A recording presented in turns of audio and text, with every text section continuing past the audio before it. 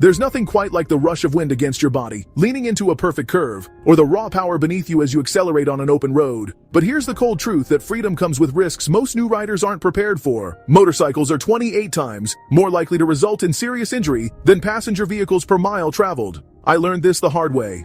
When I first threw my leg over a bike, I thought I knew everything. I watched all the videos, read all the forums, even had experienced friends give me advice. But nothing, and I mean nothing, prepared me for the reality of life on two wheels.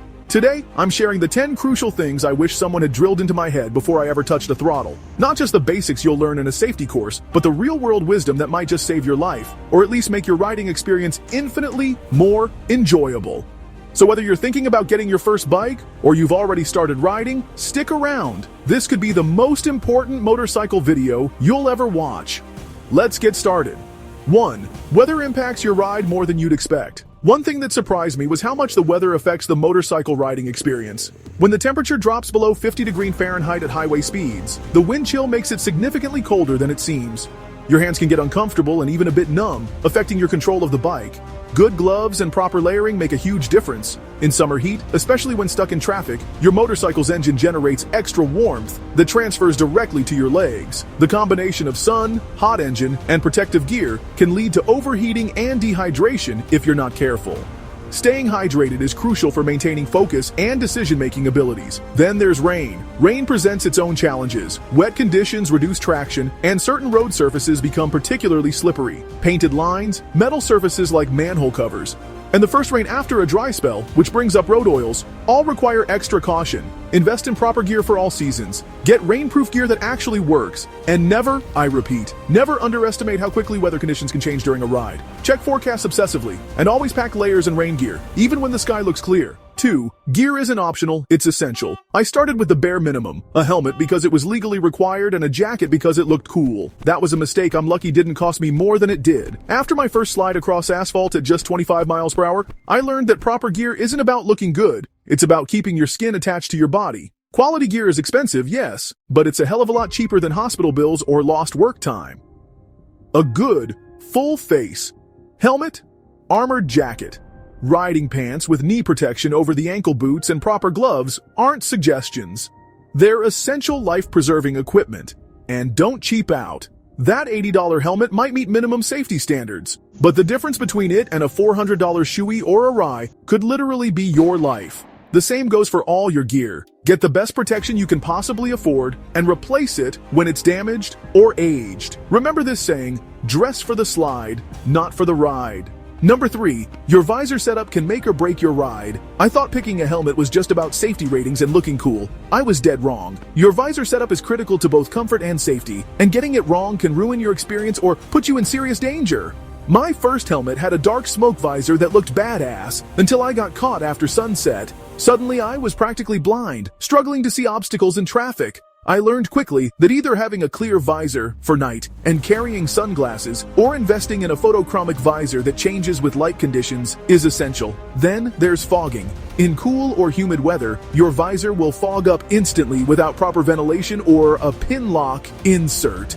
Nothing is more dangerous than trying to wipe fog from inside your visor while navigating traffic. And drop-down internal sun visors? Game changers for changing light conditions. Invest in quality from the beginning and you'll avoid dangerous situations and enjoy riding much more. 4. Smaller bikes are more than enough fun. The biggest lie in motorcycling is that you need a powerful bike to have fun. I bought into this myth and started on a bike with way too much power. The result? I was constantly riding in fear, never pushing my limits, and actually learning much more slowly than friends who started on 300 to 400cc machines. Here's the truth. Even a 300cc sport bike will outperform most cars on the road. A Ninja 400 can hit 0 to 60 miles per hour in under 5 seconds. That's faster than many sports cars. And smaller bikes are more forgiving when you make mistakes, which you absolutely will as a beginner. Starting on a smaller bike doesn't make you less of a rider. It makes you a smarter one. You'll develop better techniques, gain confidence faster, and yes, have way more fun actually using 100% of your bike's potential rather than nervously towing around at 30% of a bigger bike's capabilities. When you master a smaller bike, moving up feels natural and controlled rather than terrifying, and you're much less likely to become another statistic. 5. Countersteering is the most important skill you'll learn. Here's something they barely cover in basic rider courses, but is absolutely crucial. Once you're moving faster than about 15 miles per hour, you don't steer a motorcycle the way you think you do. To turn right, you actually push the right handlebar away from you. To turn left, you push the left handlebar. This is called countersteering, and it's physics, not opinion. Understanding and mastering countersteering will literally save you in some situations. When you need to swerve to avoid an obstacle or quickly navigate a surprise-tight turn, instinctive countersteering is what makes it possible. Practice this consciously every time you ride until it becomes second nature. Push right to go right. Push left to go left.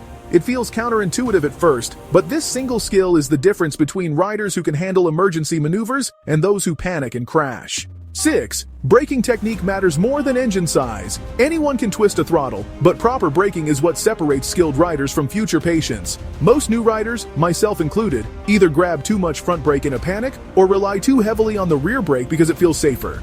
The truth is that 70 to 80% of your stopping power comes from the front brake, but it must be applied progressively and with proper technique. Grabbing a handful of front brake is a guaranteed way to lose the front end and crash, especially in a turn. Proper braking means squeezing the front brake lever progressively while also applying some rear brake for stability.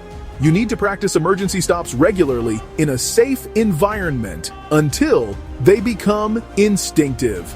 Your survival may depend on it. Remember, in an emergency, the human instinct is to grab and stomp on controls, but on a motorcycle, smooth, progressive application is what keeps you upright and in control. Number 7. Road hazards are magnified on two wheels. What's a minor annoyance in a car can be lethal on a motorcycle. That small patch of gravel, it can instantly remove all traction from your tires. Those wet leaves, slicker than ice. Painted road lines in the rain, like riding on an oil slick. I learned this lesson when my front wheel hit an unseen patch of diesel fuel at a gas station. 1 second I was upright, the next I was sliding across the pavement. There was no warning, no time to react. Number 8. You go where you look isn't just a saying. It's a fundamental truth of motorcycling that took me way too long to fully understand. When you fixate on an obstacle or danger, you will unconsciously steer directly toward it. This is called target fixation, and it's caused countless crashes. See a pothole you want to avoid? Don't stare at it. Look at the path around it. Notice a car pulling out? Don't fixate on the car. Look for your escape route. In a tight turn and worried about running wide? Look through the turn to where you want to go, not at the oncoming lane or the guardrail you're afraid of hitting. Your body naturally steers the bike toward where your eyes are focused. Train yourself to always look where you want to go, not at what you're trying to avoid. This single mental discipline has saved me more times than I can count. Number 9. When I calculated the cost of getting into motorcycling, I was way off. I thought the bike was the main expense, but that was just the beginning. Here's the reality check I wish someone had given me. Decent gear, helmet, jacket, pants, boots, gloves. $1,000 to $2,000. Insurance can range from $200 to $1,500 annually depending on bike and experience. Maintenance, more frequent and often more expensive than cars. Tires, wear out much faster than car tires and cost $300 to $600 per set. Training courses, $200 to $500, worth every penny. Accessories and modifications. This becomes an addiction. Storage and security.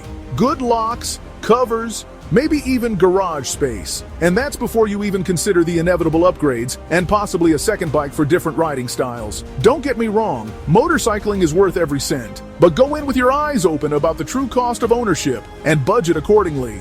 This last one is positive. I wish I'd known sooner just how amazing the motorcycling community truly is. Most riders are extraordinarily generous with knowledge, assistance, and camaraderie. Join local riding groups, attend bike nights, find online communities specific to your bike model. Ask questions, listen to experienced riders, and be humble enough to take advice. The collective wisdom of other riders will accelerate your learning curve dramatically and help you avoid many painful lessons.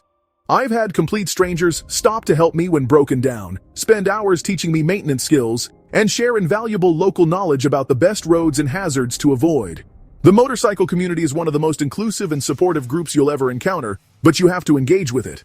Riding a motorcycle delivers a sense of freedom and joy that's impossible to describe to non-riders. It's transformed my life in countless positive ways, but the learning curve is steep, and mistakes can have serious consequences. Had I known these 10 things before starting, I would have avoided some painful lessons and enjoyed the journey even more. Take them to heart, respect the machine and the risks, but don't let the dangers keep you from experiencing one of life's great pleasures.